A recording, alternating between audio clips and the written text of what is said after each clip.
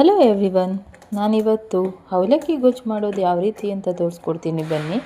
ಅದಕ್ಕೆ ನಾನು ಏನೇನು ತೊಗೊಂಡಿದ್ದೀನಿ ಅಂದರೆ ಈರುಳ್ಳಿ, ಟೊಮೊಟೊ, ಕೊತ್ತಂಬರಿ, ಕರಿಬೇವು, ಹಸಿಮೆಣಸಿನಕಾಯಿ, ಒಂದು ಲೆಮನ್, ಹಾಗೆ ಒಗ್ಗರಣೆಗೆ ಕಡಲೆಬೀಜ, ಕಡಲೆಬೇಳೆ, ಜೀರಿಗೆ, ಹಾಗೆ 1/2 kg ಅವಲಕ್ಕಿ.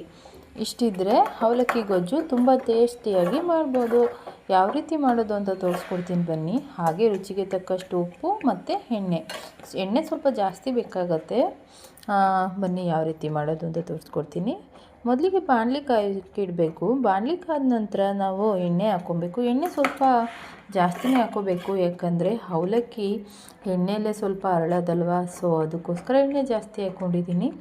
ಹಾಗೆ ಒಗ್ಗರಣೆಗೆ ಕಡಲೆಬೇಳೆ, ಕಡಲೆಬೀಜ, ಹಾಗೆ ಜೀರಿಗೆ, ಈ 3 ಒಟ್ಟಿಗೆ ಹಾಕ್ಕೊಂಡು ಕ್ರಿಸ್ಪಿಯಾಗಿ ಫ್ರೈ ಮಾಡ್ಕೊಳ್ತಿದ್ದೀನಿ. ಕ್ರಿಸ್ಪಿಯಾಗಿದ್ರೇ ತುಂಬ ಚೆನ್ನಾಗಿರುತ್ತೆ.